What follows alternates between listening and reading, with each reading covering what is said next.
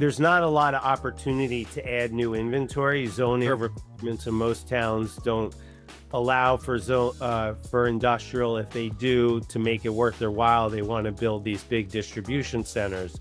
So there's the scarcity of the product, which makes it challenging to find and identify inventory.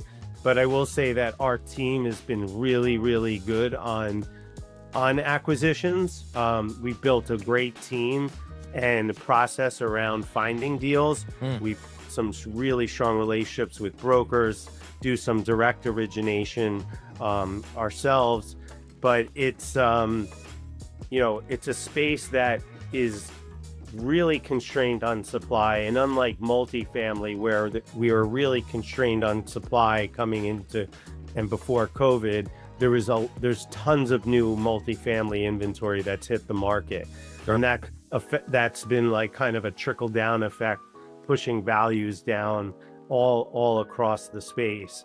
You're seeing the opposite in small bay, but again, it makes it harder to identify these assets. So I think having gotten started a little bit early and having a true acquisitions team allows us to identify and acquire these assets and continue to find new opportunities.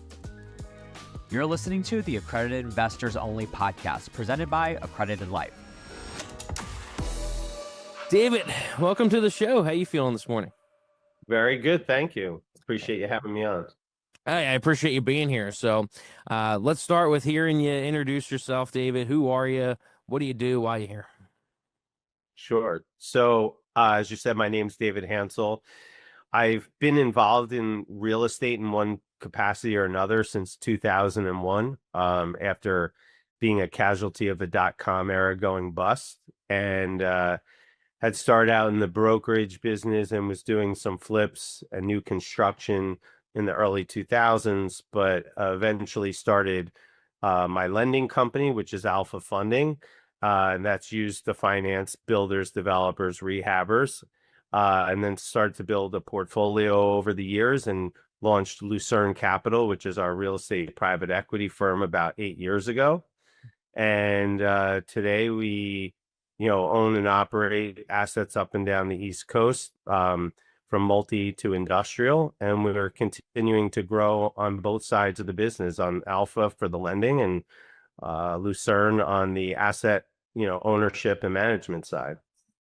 That's awesome. There's a lot to unpack there, and I love kind of the dual businesses, and we could talk about how they relate and how one maybe feeds the other, and kind of probably the foundation you built on the lending side that's helped you with some of the stuff on the operating side and all. Let's start with, the beginning of the story. You mentioned, kind of came out of the dot-com era bust. Let's talk about that a little bit. What was that catalyst for real estate? What brought you into the business, and what's kept you there all these years? Yeah. So when I was doing project management for a software and hardware company, and unfortunately there were layoffs coming, and I was living up in Boston. I grew up in New Jersey, where I currently reside. And when I got laid off, I was trying to figure out what to do with my life. And an old coach of mine from high school, his family owned a real estate company that did both commercial and residential. And he had suggested, why don't I move back to New Jersey? And, he would help mentor me and get me involved in the business. And the rest was kind of history. So I came back and got involved in the real estate brokerage business and kind of went from there. I like the it sounds like your real estate journey has kind of compounded over the years, where you started on the brokerage side. I'm sure you learned a lot from there. And then did it lead into the lending side? Were you making some investments as well through the brokerage side, or what did that look like? Yeah. So what's kind of interesting is I went to a seminar shortly after I was licensed, and this older gentleman at the time, who's probably younger than I am at this point in my life, said, if you're in real estate as an agent for more than 2 years and you don't invest in real estate for yourself, you should get out of the business. Now, obviously, that's not a true statement, but it spoke to me. Sure. And I had kind of got started to look for opportunities and got involved in flipping some homes, and then started building some new construction, and then got involved on the lending side through a business relationship from a mortgage broker, and made a private loan. And then from there, kind of grew the company. I can certainly Mm. share more details on that. Yeah. Um, and that's how that all began. Well, let's talk about that because I think the private lending space is something that interests a lot of people for various different reasons. What was it about that it's out? You know, you did it, but you've then stayed in it for for it sounds like for a while, right? What was it about it that you liked? And then explain to me too, like just when you say private lending, you know, what does that mean? How are your loans typically structured? What do you want to loan on? You know, let's talk about how you look at that business and what your kind of criteria is, all that kind of stuff. Sure. So that's morphed over the years as the company grew and we built a real operation. In the beginning, it was very, just me and my business partner that started the company making a loan to one individual. What was attractive about it was, you know, high yield at the time back then in 2007, there was not money out there to be had really. So, because of everything that was going on in the marketplace. So the yields were really high, like 14% and 4 points, Mm, today nice. now, in the 10 to 12% and 2 point range. So the cost came down. So it was a nice way to make a return on your money, and also be in a first lien position and avoid having to swing the hammer and taking the equity risk that you do when you're flipping a project. So that went well, thank God. And then we started to realize there was an opportunity to grow a real company around it.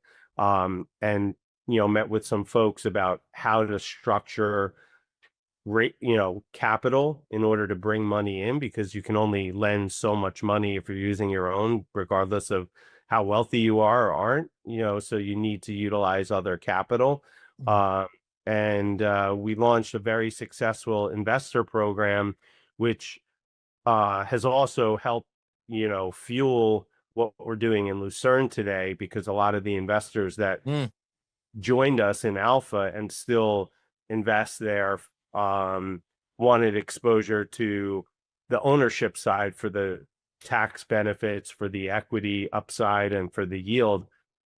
So it's been a long journey, and it's morphed, like I said, over the years in terms of what types of loans that we're doing in that business. It's generally for your fix and flip or ground infill ground up construction. On the fix and flip, we'll do up to 90% of an acquisition and 100% of construction costs, provided that our last dollars in are no more than 70% of the after repair value. But most of the stuff falls in that 60% range. And we try to shoot for that. So we kind of are always cognizant of risk in different markets. Each market is unique. So we always want to make sure that we're, putting dollars out in a good position. what does that look like? Because I'm sure that kind of insight could help the listeners, especially if they want to do some private lending on their own or, you know, out of their IRA or something like that. What kind of what geographical areas does your company lend to? Is it, you have a set place, or you nationwide? What does that look like? And then, yeah, so when a potential loan comes in, what does the due diligence look like? The underwriting, what does all that entail? So let me try to bundle this up nicely for you. So the early years of the company, up until probably 2016, 17, for almost 10 years, all the money that we utilized was all retail investor capital, Mhm. side by side with our money. We would fund a loan and then we'd syndicate it behind the scenes, and our investors could buy pieces of those individual loans and dependent on that individual loan. We manage that, underwrote, service, and manage that all in house. In as we got later, in 2016, 17, 18, institutional money started to flood this space, which became very competitive. And we maintained our retail investor base, but we use a lot of institutional money as well now, and that comes from insurance companies, hedge funds alike, and they kind of create their box of what they want us to lend on. Yeah. Because they're aggregating loans themselves, and then they're typically securitizing them, so they have to fit a specific box.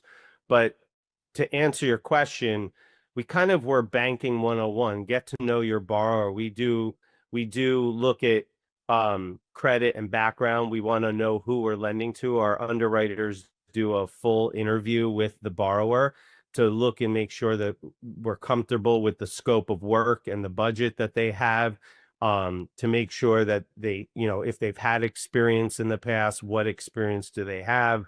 We're getting ARV appraisals, which are after repair value appraisals, to understand if they do this job correctly, what's the value.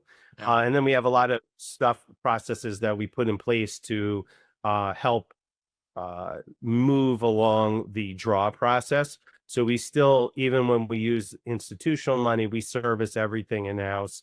We have, head of servicing that takes care of all of that. But we're very diligent on making sure the values are there, that the scope of work, and that the borrower is someone we want to work with. And that's an intangible, but we've gotten good at that. Yeah, no, it's that's the kind of thing where you got to be good at the basics, right? Like you said, just kind of banking fundamentals 101 there. Do you feel, does it pass like a first kind of sniff test before you go and do an appraisal, or are you doing that on everything? Or I would think you don't want to spend money unless you feel like, yeah, it's confident the numbers are making sense. Correct. A deal comes in, we have an online app process now. Everything is, streamlined in terms of how we bring deals in and look at them. They get run through a screener, and a human being, one of our underwriters, will go through and kind of make sure that the deal makes sense on paper. But then the conversation happens, because a lot of times what people put on paper might not be what is actually going to happen. Sure. So in that discussion, we peel back the layers of what the deal really looks like. And from there, if we're comfortable with the borrower and the deal, we'll order the appraisal after that with the borrower's consent, and with an understanding of kind of what dollars they may need to bring into the deal. All the numbers check out. Gotcha. Nice. So talk to me about the marketing side of this business, because it's kind of twofold, right? And maybe like you said, in the early days, you had to put together an investor kind of program in order to get investor money in so that you could do more. But you're also, so I want to talk about that, and it sounds like that's evolved. I don't know if you do as much as that now, or if the insurance and the hedge funds and those larger capital partners have filled that space. And then you also obviously need to see a lot of loans, right, in order to grow the business as well. So I'm assuming there's kind of two sides of the marketing that you do. Let's talk about that a little bit. Yeah. So from the origination side, finding borrowers, it's a multi-pronged approach. Obviously, we're heavy on thought leadership and social media. We attend a lot of events in person, sponsor, speak, doing that kind of stuff. We obviously will do some ad spend on Google and Facebook and things of that nature. And over the years, we built a substantial reputation, and that grows on itself, and business gets referred. So we've done probably north now of 1.2 1.3 billion in fix and flip. We also do DSCR loans as well at Alpha.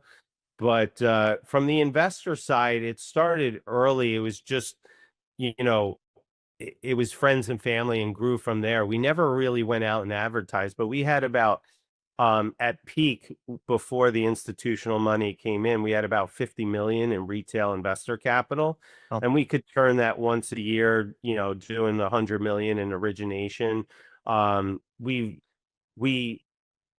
A lot of our investors, as the institutional money moved in, also moved over to Lucern, which we'll talk about, and have been involved in that side of the business. We still keep a investor port portion of the portfolio, but it's much smaller now.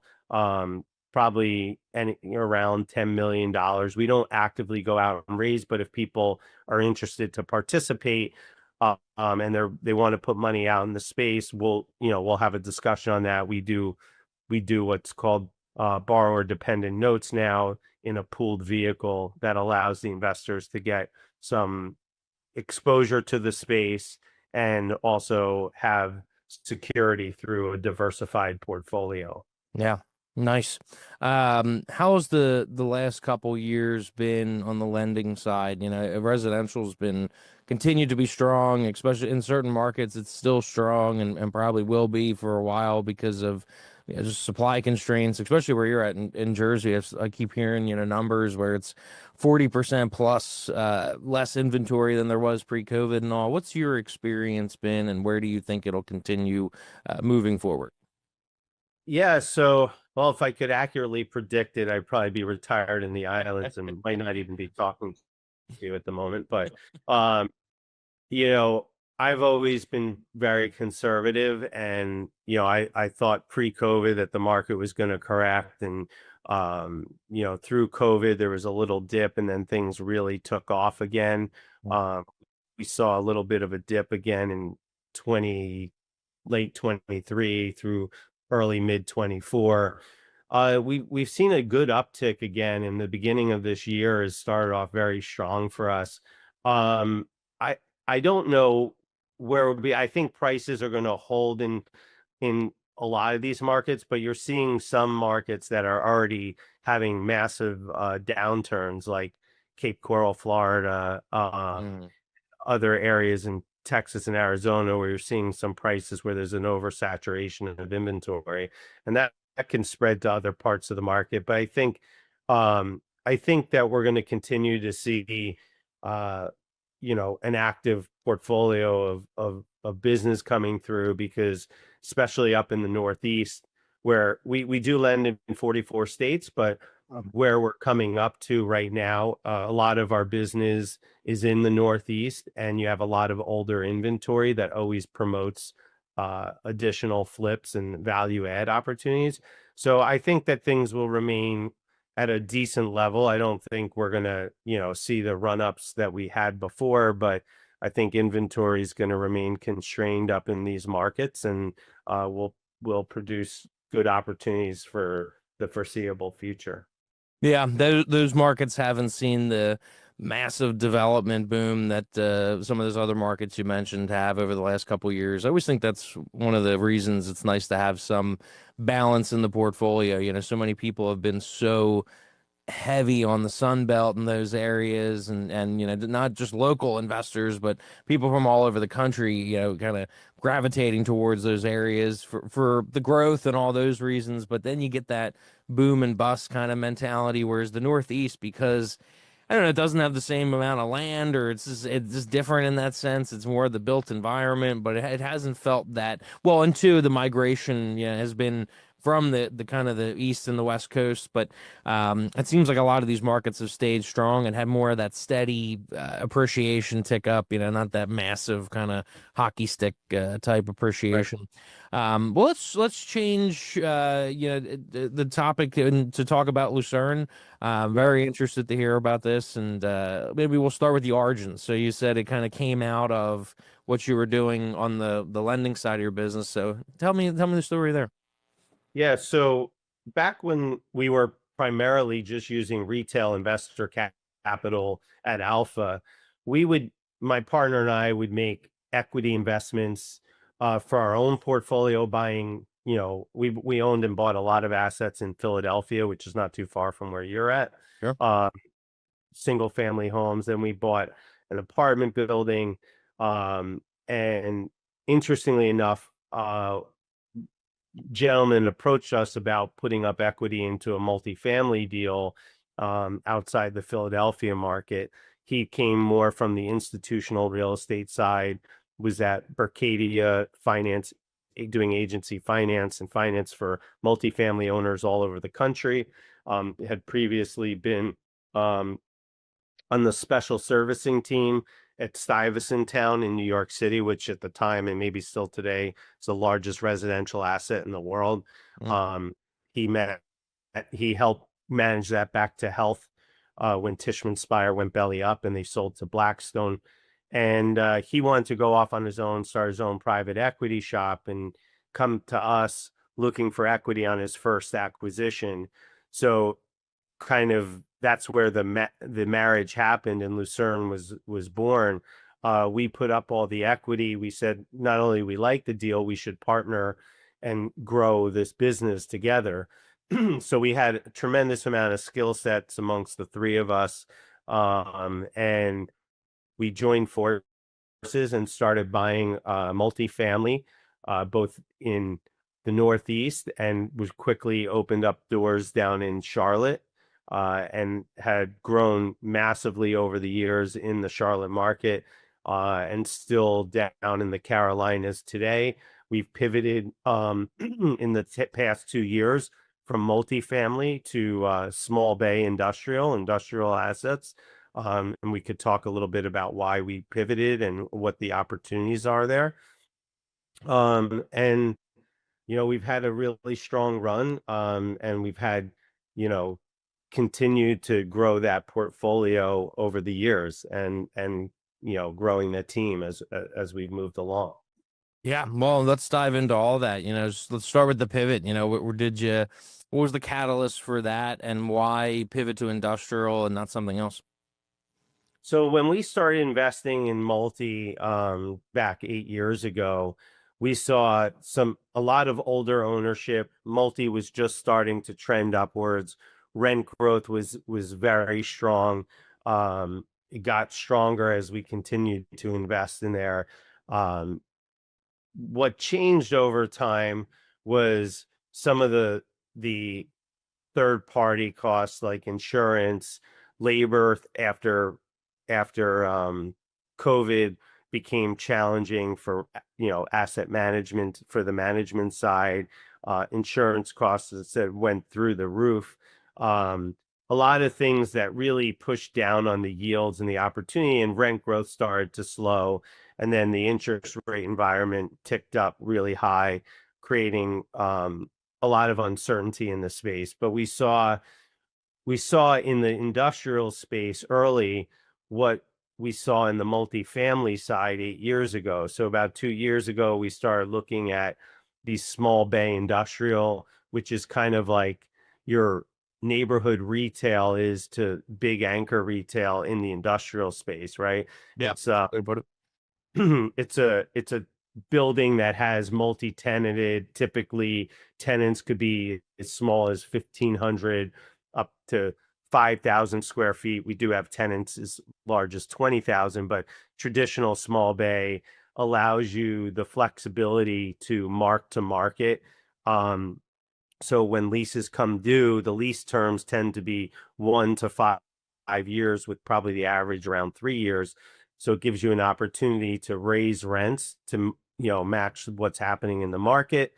A lot of these buildings either are, or we convert them over to triple net. So the issue of variable expenses were less of an issue. And there's good true cash yield. So we saw a lot of opportunity with older ownership where they had left the tenants, they had tenants in there for a long time. They'd never wanted to push rents, or they were unaware of where rents were moving to. So it creates a lot of opportunity for investors like us to come in and create value add through a much lighter lift than you would on a value add for like a large B class apartment building. So it was very attractive for us and for our investors, and we've had a very strong run and continuing to grow on that strategy, and we'll continue to stay focused on that. Mm. How has that market evolved since you first entered that? Because there's, I think, some things that happened during COVID, obviously, with the push to people buying more online and things like that, and a number of reasons that an industrial got really white hot, especially in this area, in the Philly, South Jersey markets, and all, and throughout the country. What have you seen the kind of the shift over the last couple years? Is it a little bit harder to find deals? Is just talk to me about how that market shifted over the last few years. So a lot, I'd say small bay in the last year has become quite the buzz, and has you're seeing a lot of multifamily investors trying to transition into the Mm, space. sure. Um, when you talk about the expansion of industrial, what we've seen over the last 5 years is these large distribution centers that house your Walmart, your Amazons, big distribution centers for food, uh, electronics, things like that. And it's a different space than the small bay. So with the small bay, it's been very challenging because there's not a lot of opportunity to add new inventory. Zoning Sure. requirements in most towns don't allow for industrial. If they do, to make it worth their while, they want to build these big distribution centers. Hmm. So there's a scarcity of the product, which makes it challenging to find and identify inventory. But I will say that our team has been really, really good on acquisitions. We built a great team and process around finding deals. Mm, We built some really strong relationships with brokers, do some direct origination ourselves, but it's a space that is really constrained on supply. And unlike multifamily, where we were really constrained on supply coming into and before COVID, there's tons of new multifamily inventory that's hit the market.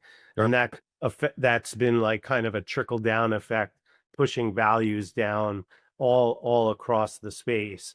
Um, you're seeing the opposite in small bay, but again, it makes it harder to identify these assets. So I think having gotten started a little bit early and having a true acquisitions team allows us to identify and acquire these assets and continue to find new opportunities.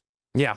I like to think of it as like the first time home buyer space for like commercial, because we're just not creating any more of it. It's just like how you don't see homes under $250,000 built or something like that, and there's various reasons for that. But with that small bay industrial, like you said, there's just not a lot of new construction, new supply going on the market, so makes it very attractive. But like you also said, there's kind of the challenges there. But I like what you said about having that in-house acquisitions and all. That's crucial.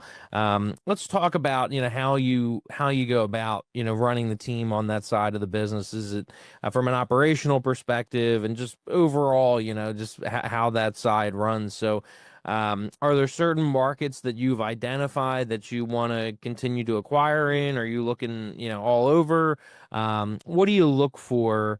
What's kind of an ideal property look like, in a sense? Sure. So we're looking for high barrier to entry markets. We're not really looking into the tertiary markets, but we're Eastern Seaboard focused. We own assets down in the Carolinas, in Maryland, up in New Jersey. We'll look in Northern Virginia, Georgia, in the Atlanta market, areas that have population growth, because the growth of rooftops for residential homes spurs the need and demand Mm, for types of tenants that we attract, made up of siders that could be, you could have small manufacturing, distribution centers. So we are looking at these markets up and down the East Coast. You froze for a second there, so you might have answered this question, but uh, give me an idea of the tenants that you attract, because I think that's always an important aspect for investors to kind of understand who's occupying the space, how big that market is, all that kind of stuff. I think we both froze for a second. I'm sorry. Okay, Yeah, I'm okay, that back. was part you did. Yeah, So, you did freeze there.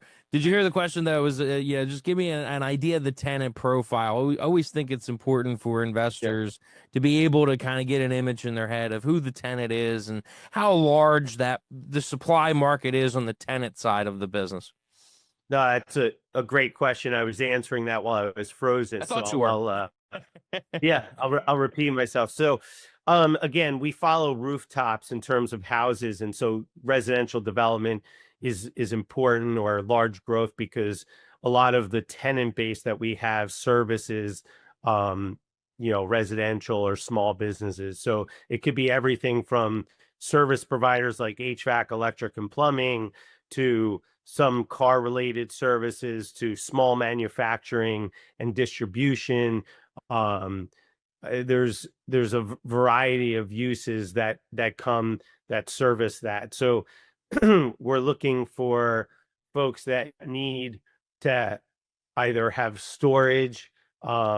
Sometimes you have smaller, like Amazon distribution centers, things of that nature.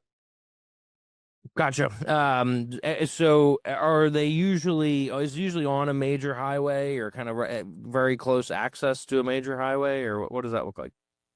Yeah, so you want to have a very good question. And yes, we want to have access to major roadways or to local markets. So that's something that we put a lot of weight on when we're underwriting deals, Mm, and want to make sure that we're in close proximity to travel to other towns, areas, or cities. hmm Now let's talk a little bit more specifics about Lucerne and how you guys are structuring deals. And I don't know how much you can, depending on how they're structured, but or is it a typical fund structure? Is it a syndication around individual properties? Talk to me about that. So I'll take a step back. We started off doing syndications in the multi space.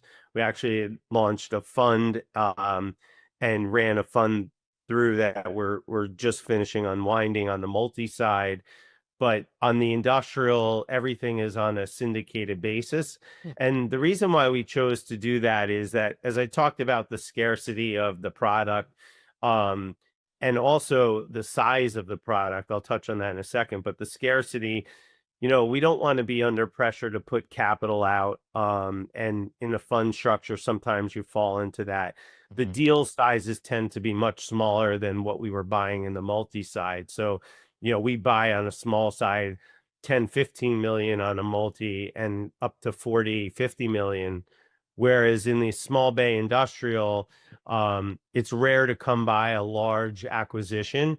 We're looking at and underwriting some much bigger deals, but most of the acquisitions that we're looking at run anywhere from 5 to 15 million. Um, and so for us to do that in a fund structure, I think becomes challenging and puts undue pressure and risk. And so on the syndicated basis, it allows the investors to come in, and we always encourage our investors that want to participate to be able to create their own portfolio, like kind of walking into a candy store and picking out the different types of candy you want to put in your bag, right? You Sure. can put a piece of each investment in, and as you blend together that portfolio, you've kind of created your own fund in a way. But we've everything that we're doing on this and in the foreseeable future will be on a syndicated basis. Gotcha. Nice. Yeah, good. Like you said, it gives the investor discretion to decide what they want to invest in and what assets they want to hold in their portfolio. What does How does it differ from multifamily when it comes to like the hold period and like just the overall business plan? You'd mentioned there's some value add, with the way that the leases are structured, where it's not typically a 10 or 20-year lease or something like that. So there's room for increases and getting things up to market on maybe assets that you're acquiring, and then there's also yes, you mentioned that got it. Lost my my head there. You know, you mentioned there's some value add aspects to this space as well. Do you want to hold these assets long term, or is it like a, you know, 3 to 5 year kind of hold and get it stabilized, get it, you know, maximize, you know, the where the rents are, and then sell it, or what does that look like? So in the multi side, you know, we were targeting 3 to 5 year with a lot of stuff turning in 2 to 4 years or Hmm. 2 to 3 years. On the industrial, to your point, with the way the leases run, we're looking at more of a 3 to 5 year. We go out and typically it'll be offered with a 5 year term, and if we sell earlier, that's great, but we want investors to feel comfortable to hold for that duration. Hmm. Uh, we just had literally last week an asset that we had owned only for 1 year, which is a very unique scenario that we bought and sold out, and was a phenomenal investment opportunity. Saw it, and you know, to come in at a low basis and be able to turn it. Our plan was to hold it 3 to 5 years, and we were out in a year with a 1.5 multiple to our investors in a 1 year period. Wow. That's unique. And but in general, we're kind of looking at that time frame of that 5 year, because you know, we'll come in. We just bought an asset several months ago in Laurel, Maryland, which is between DC and Baltimore, adjacent to major thoroughfares. You know, has over 20 tenants in there, and we have a lot of leases coming due in year one, so we're able to move up rents right away. But for us to fully achieve our return profile, we need to move some of these other future rents that are happening in year 2 or 3 to mark those up and get the value out of that and prove out on a larger scale to the next buyer that there's upside and stabilized rents at these higher values. Mhm. So uh the short answer to your question after that long-winded explanation is that it's typically going to be that 5 year, and if it happens sooner, you know, certainly that's a great win for us, but to plan for that 5 year time horizon. Mm, nice. What do you see as the future? You know, we talked about future of lending and all, and we got the crystal ball out a little bit. What do you see as the future in the industrial and the small bay industrial space? You feel like you're going to be doing this for a while, or? I think we'll be involved in small bay for a long time to come. I think that the scarcity of the product and the inability to build a lot newer product is going to, you know, keep it a very attractive asset class. And will continue to keep rents at a nice level and create some upward pressure on that. So I think that the future is really bright on small bay. There's really good cash flow in these assets Mm, where, you know, a lot of times a multi cash flow is projected, you know, mid high single digits, but the reality of it many times, because of these third party expense or these variable expenses, you know, push those returns down. With having most of our leases be triple net or converting over to triple net, we're able to hold and return good cash flow to our investors, and we see that continuing to happen. And like I said, the infill new construction is just going to be very challenging. There will be some of it, but not enough to offset the need for the space that's required. sure. You know, that was one of the reasons I was asking about the kind of the hold period and all, because I would think the cash flow would be pretty nice, and especially with the triple net where you have, you know, very little to no, you know, management and maintenance and that kind of thing. Um, would you ever think to be holding these assets longer term and have that cash flow, or as somebody on the lending side of the business as well, you know, you've got cash flow there too. So I'm curious to how you look at that, you know, for investors, but then also personally with what you have going on with both businesses and how they kind of interact. So in an ideal world, I'd love to hold these assets into perpetuity. I think that it's not a bad play. So the question becomes, is there a point in time where we can do a cash out refi Hmm. at all or most of the investors' equity? And that's yet to be seen. And if values move up enough, that is viable. So I think that if we're able to return the investors' equity, then it's a good possibility that we can hold for longer term. But because we're investing in partnership with these retail investors, they want to make sure that there's a time period where they get recapitalized. It's hard to go out and raise for a 10-year lockup. And we can make some very, very attractive returns in this typical 5-year Yeah. holding period. Yeah. Now, do you think lease rates, price per square foot and all, will continue to move forward pretty strong, it being that the supply constraints and all, or what do you feel about that? Mhm. Um, yeah, I mean, each market, pardon me, is unique. I do think that we're going to see continued upward pressure on rents for the foreseeable future, and that may slow down some, but I think I think that there's a high probability that we're going to continue to see rents uptick in a lot of these markets and provide growth. I mean, we're looking at some of these properties at a project level are, you know, low double digit cash yield stabilized once we've executed on the business strategy, which is really attractive. Yeah. So, if you zoomed all the way back to your project management days in the tech world, uh, would your self back then ever thought you'd be doing all this today, or what do you think about that? Yeah, it's a good question. You know, I certainly didn't expect to be where I'm at today. I've always been hungry and driven, and very thankful for the path that I've come down and the businesses that we've built and the teams that we built with that have allowed us to be successful.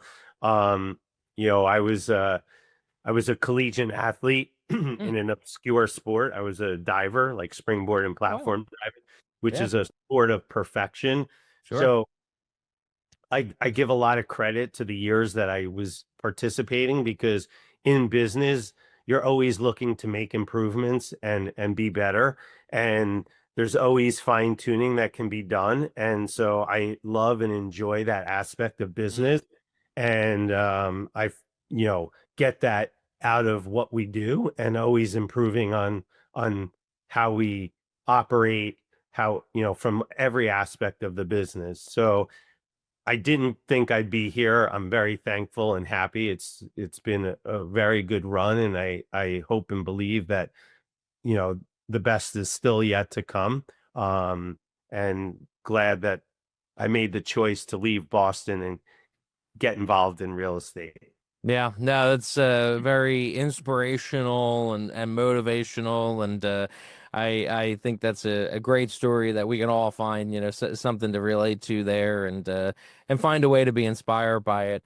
I like what you said too about perfection and just refinement. One of my favorite chefs that I like to watch on YouTube and stuff when I'm looking to unwind, at the end of the day or something like that is a guy named Marco Pierre White, and he says perfection is a lot of little things done well. And in real estate, there's so many little things between the capital side and the capital stack, and then the acquisitions and the underwriting, the due diligence, and then the execution from there. And there's so many little things that make up kind of the whole deal at the end of the day. And you're not always going to get them all right, but it leads to constant refinement over time and just getting better and better. So I love what you said about that. Um, where can investors that want to learn more about what you do, how to get involved, all that kind of stuff, whether it be on the lending side or with Lucern on the capital and the equity side, how can they learn more about you and get involved with what you're doing? Sure. I'll give you a couple easy ways to reach out. Probably the easiest way is on LinkedIn. My name's David Hansel, like Hansel and Gretel, Hansel. So you can find me on there, or our pages Lucerne Capital or Alpha Funding. you can visit also our website, and we have there are ways to communicate through a chat with us, and I'd be happy to hop on a call and discuss more about what we do. The website for Lucern is Lucern, Lucern capital.com. That's lucerncapital.com.